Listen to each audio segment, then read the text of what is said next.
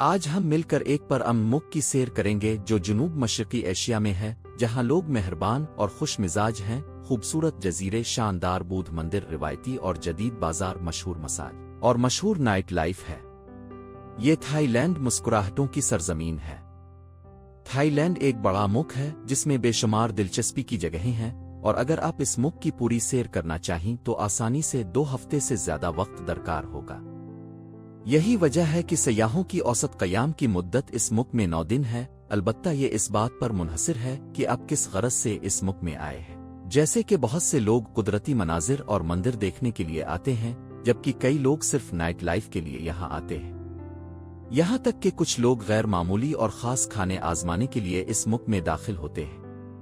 Thai land جانے کے لیے اس ملک کا ویزا حاصل کرنا ضروری ہے۔ اگر دستاویزات مکمل ہوں تو سب سے کم وقت میں آپ کا ویزا جاری ہو جائے گا، اور یہ عام طور پر 3 مہینے کی مدت کے لیے ہوتا ہے۔ یہ ویزے ٹور کے ساتھ سفر کے لیے موزوں ہیں، اور مجموعی طور پر تھائی لینڈ کا ویزا حاصل کرنا زیادہ مشکل نہیں ہے۔ تھائی لینڈ جنوب مشرقی ایشیا میں ہند چین کے جزیرے نما میں واقع ہے، جو مغرب اور شمال مغرب میں میانمار، مشرق اور شمال مشرق میں لاؤس، جنوب مشرق میں کمبوڈیا اور جنوب میں ملائیشیا سے ملتا ہے۔ تھائی لینڈ کی مساحت تقریباً 513,000 مربع کلومیٹر ہے۔ اس ملک کا پرچم 3 رنگوں سرخ، سفید اور نیلے سے بنا ہے۔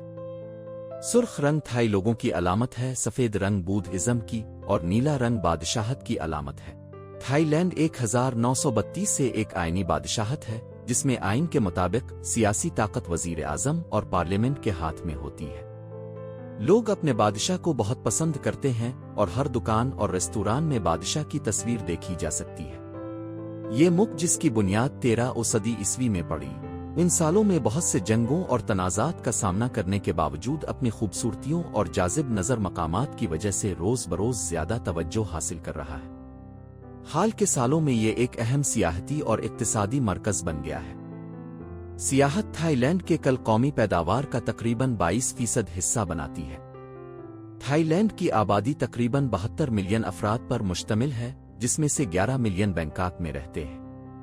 بینکاک تھائی لینڈ کی دارالحکومت ہے اور اس ملک کا سب سے مشہور شہر بھی۔ یہ شہر تھائی لینڈ کی خلیج کے قریب واقع ہے اور ساحلی شہروں میں شمار ہوتا ہے۔ بینکاک کی سیاحت میں اہم جگہ کی وجہ سے اس شہر میں شاندار ہوٹل، شاپنگ سینٹرز، بڑی عمارتیں اور جدید ہوائی اڈے تعمیر ہوئے ہیں۔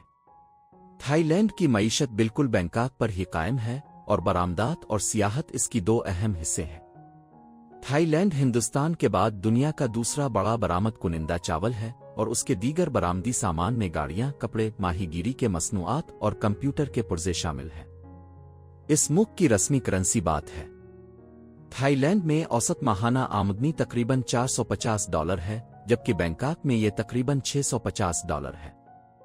بانکاک کے بارے میں گینس بک آف ریکارڈز کے مطابق تائی زبان میں 166 حروف کے ساتھ یہ دنیا کے شہروں میں سب سے لمبا نام رکھنے والا شہر ہے۔ لوکل لوگ اپنی زبان میں اسے کروک تیپ کہتے ہیں، جو فرشتوں کا شہر یعنی مطلب ہے۔ ان کی اعتقادات کے مطابق یہاں بہت سارے معبد ہونے کی وجہ سے اس شہر میں ان کو سکون ملتا ہے، لیکن افسوس کی بات ہے کہ فرشتوں کے شہر کی فضا بدبو اور ناگوار خوشبو سے بھری ہوئی ہے، کیونکہ یہاں بہت سے نالیوں کا نظام کھلا ہے۔ جو لوگ طویل مدت تک اس شہر میں رہتے ہیں وہ کہتے ہیں کہ وقت کے ساتھ اس بو سے عادی ہو جاتے ہیں۔ اب ہم پہنچے ایک دلچسپ موضوع پر جو تائی لینڈ کی سفر ہے۔ آئیے دیکھیں کہ اس ملک میں سفر کے دوران کیا کھا سکتے ہیں۔ تائی لینڈ میں کھانے کی ثقافت بہت متنوع ہے۔ تائی لوگ ہلکی، معطر اور تیز مسالہ دار کھانوں کے شوقین ہیں۔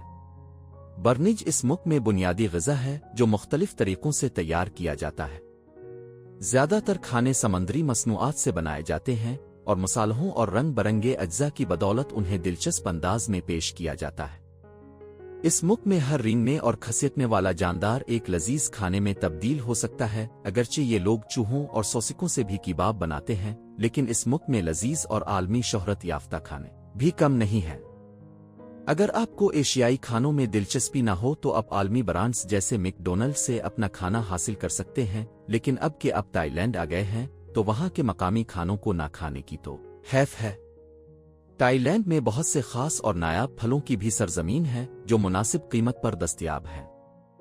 ان خاص پھلوں کو جتنا ہو سکے آزمائیں اور ان میں سے کچھ کو دوستوں اور عزیزوں کے لیے سوغات کے طور پر لے جائیں۔ اس ملک میں بہت سارے ریستوراں اور کھانے کی جگہیں موجود ہیں۔ اگر آپ چاہتے ہیں کہ آپ کا کھانے پینے کا خرچ کم ہو اور تھائی کھانوں کا خاص ذائقہ آزمائیں تو آپ کو سٹریٹ سائڈ کی کھانے کی جگہوں پر جانا چاہیے۔ یہ کھانے کی جگہیں بہت سستی ہیں اور سٹریٹ فوڈ سے متعلق کچھ دلچسپ حقائق بھی موجود ہیں، کیونکہ تھائی لینڈ میں کھانے کے فروشوں کے درمیان مقابلہ بہت زیادہ ہے، لہٰذا جو نوجوان اس پیشے میں آتے ہیں وہ کسٹمرز کو اپنی طرف مائل کرنے کے لیے مختلف طریقے استعمال کرتے ہیں۔ مثال کے طور پر کھانا تیار کرتے وقت تھائی خواتین اپنے آپ کو بہت سنوارتی ہیں اور کھلی اور دلچسپ کپڑے پہنتی ہیں۔ تھائی لینڈ میں یہ چیز بہت عام ہے اور اب سڑکوں پر ان فروشوں سے آسانی سے مل سکتے ہیں۔ دلچسپ بات یہ ہے کہ عام لوگوں کی تصور کے برعکس ایسے کپڑے پہننے سے کوئی زیادہ ہراساں کرنے یا جرائم میں اضافہ نہیں ہوتا۔ ان کا لباس پہننے کا انداز مقامی لوگوں کے لیے کوئی غیر معمولی چیز نہیں ہے۔ اس ملک میں یہ اہمیت نہیں رکھتا کہ آپ گروپ کے ساتھ سفر کر رہے ہیں یا تنہا، ہر صورت میں آپ کو مکمل سیکورٹی حاصل ہے۔ مجموعی طور پر تھائی لینڈ جنوب مشرقی ایشیا میں سیاحوں کے لیے سب سے محفوظ ملک ہے، لیکن تھائی لینڈ میں سفر کرتے ہوئے کچھ نکات کا خیال رکھنا ضروری ہے تاکہ آپ کی سفر محفوظ رہے۔ تھائی لینڈ میں موٹر سائیکل کے حادثات کی تعداد سیاحوں کے لیے بہت زیادہ ہے۔ جیبی ڈاکو اور چوری کرنے والے بھیڑ بھاڑ والی جگہوں پر آپ کا انتظار کرتے ہیں۔ بعض علاقوں میں تھائی لینڈ کے کچھ دھوکہ باز پولیس افسران کی شکل میں سیاحوں سے زبردستی پیسے لیتے ہیں، تاہم یہ واقعات کسی بھی ملک میں ہو سکتے ہیں۔ ہر سیاح جو تھائی لینڈ کا سفر کرتا ہے کم سے کم ایک بار اس ملک کے مساج سینٹرز میں ضرور جاتا ہے۔ یہاں مساج سینٹرز کی تعداد اتنی زیادہ ہے کہ وہ سپر مارکیٹ سے بھی زیادہ ہے۔ ان سینٹرز میں زیادہ تر تھائی مساج دیا جاتا ہے، جس کے مطابق یہ مساج انسانی جسم اور روح کو ٹے کرتا ہے۔ ان مساج میں کوئی پابندی نہیں ہے اور آپ اپنی مرضی کی جگہ پر مساج کروا سکتے ہیں۔ ملک کی سرکاری زبان تھائی ہے اور تقریباً نصف لوگ اس زبان میں بات کرتے ہیں۔ تقریباً 75% لوگ تھائی قوم سے ہیں، 14% چینی نژاد اور 3% مالائی ہے۔ تھائی لینڈ کی سڑکوں پر گھومنے سے آپ کو یہ محسوس ہوگا کہ یہ ملک بہت خوش اخلاق اور دوستانہ لوگوں کا ہے۔ مثلاً اگر آپ شاپنگ کے دوران غلطی سے زیادہ پیسے دے دیں تو یقیناً آپ کے پیسے واپس کر دیے جائیں گے۔ تھائی ثقافت دین کی گہری چھاپ اور اس کے ساتھ مل جل گئی ہے۔ ملک کے تقریباً 95% لوگوں کا دین بدھ مت ہے اور بدھ مت کے اقدار روزمرہ کی زندگی میں اہم کردار ادا کرتی ہے۔ یہاں تمام مذاہب کے پیروکاروں کے لیے مذہبی آزادی موجود ہے۔ ایک ایسے ملک میں جہاں 90% سے زیادہ لوگ بدھ مت کے ماننے والے ہیں، مذہبی آزادی بہت دلچسپ ہے۔ لوگ ایک مشہور کہاوت رکھتے ہیں کہ ہر دین انسان کو نیکی کی طرف لے جاتا ہے۔ یہ کہاوت اس ملک کے لوگوں کی مذہب کے بارے میں سوچ کا خلاصہ ہے۔ شاید یہی مذہبی آزادی ہے جس نے تھائی لینڈ کی لڑکیوں کی جاذبہ کو جنسی کشش سے کم کر کے سیاحتی جاذبہ میں تبدیل کر دیا ہے۔ گردشگری جنسی ایک اہم ترین ستون کے طور پر اس ملک کی معیشت پر بڑا اثر ڈالتی ہے۔ تھائی لینڈ ان ممالک میں سے ہے جو جنسی سیاحت کے میدان میں فعال ہے، جہاں مسافر تعلقات جنسی کے لیے مکمل آزادی رکھتے ہیں۔ تھائی لینڈ نے آج کل ملک کے مختلف شہروں اور علاقوں کو مختلف ناموں سے اس صنعت کے لیے مختص کر رکھا ہے، جن میں سے ایک مشہور اور سیاحتی شہر پٹایا ہے جو اس ملک کی مشرقی ساحلوں پر واقع ہے۔ اس علاقے کی شہرت کا بنیادی سبب یہاں کی مختلف کیبارے اور رات کے تفریحی مقامات ہیں جو واقعاً سٹریٹ میں موجود ہیں۔ پٹایا تھائی لینڈ کا ایک انتہائی دلچسپ شہر ہے جہاں آپ شاپنگ سینٹرز اور خوبصورت مقامات میں بہت زیادہ وقت گزار سکتے ہیں یا تفریحی جگہوں پر جا کر اچھا وقت گزار سکتے ہیں۔ اس کے علاوہ پٹایا میں بہت متنوع سیاحتی ٹور دستیاب ہیں جو آپ کی پسند کے مطابق استعمال کی جا سکتی ہے۔ ایک عام تفریح یہاں ساحلوں پر ہونے والی پارٹیاں ہیں جن میں بہت زیادہ شراب استعمال کی جاتی ہے اور کچھ دیر بعد تمام لوگ نشے میں مست ہو جاتے ہیں۔ عام طور پر بہت سے لوگ یہاں پہلی بار ایک دوسرے سے ملتے ہیں اور مل کر تفریح کرتے ہیں۔ اگر آپ پٹایا پاکٹ جائیں تو اس قسم کی پارٹیوں کو قریب سے دیکھ سکتے ہیں۔ یہ تفریحی سرگرمیاں اچھے موسم، قدرتی خوبصورتی اور دلچسپ مناظر اس ملک کی سیاحت کی بڑی طلب اور سیاحتی صنعت کی ترقی کے اہم عوامل ہیں، جہاں شمالی علاقوں میں سبز جنگلات، مرکزی حصوں میں چاول کی کھیتیاں اور مشرق اور مغرب میں پھلوں کے باغات اور ریت کے ساحلوں کی آب و تاب ہے۔ تائلینڈ کا موسم گرم سیر ہے جس میں 3 مختلف موسم ہوتے ہیں: گرم، خشک، بارانی اور ٹھنڈا۔ تائلینڈ آنے کا بہترین وقت سرد موسم یعنی وسط نومبر سے وسط فروری تک ہوتا ہے، جب موسم نسبتاً خشک اور خوشگوار ہوتا ہے اور دن کے دوران درجہ حرارت شاذ و نادر ہی 35 ڈگری تک پہنچتا ہے۔ اگرچہ اس دور میں تھائی لینڈ غیر ملکی سیاحوں سے بھرا ہوا ہے اور بہت بھیڑ بھاڑ ہے۔ اگر آپ ایک تجربہ کار مسافر سے پوچھیں کہ تھائی لینڈ کہاں ہے تو وہ آپ کو کہے گا کہ وہ جگہ جہاں سب سے زیادہ بکر ساحل ہے، اور پاکٹ وہی بے مثل جگہ ہے جس کی آپ کو پوری زندگی میں سکون اور آرام کی ضرورت تھی۔ پاکٹ تھائی لینڈ کا سب سے بڑا اور خوبصورت سیاحتی جزیرہ ہے جو اس ملک کے جنوب مغربی میں واقع ہے۔ پاکٹ کو انڈامان سمندر کی موتی کہا جاتا ہے۔ جاذبی جیسے ریت کے ساحلوں، حیرت انگیز فن تعمیر والے معبدی، نائٹ کلب، دل لگی مچانے والے سمندری تفریحات اور قدرتی مقامات نے پاکٹ کو عالمی شہرت دی ہے۔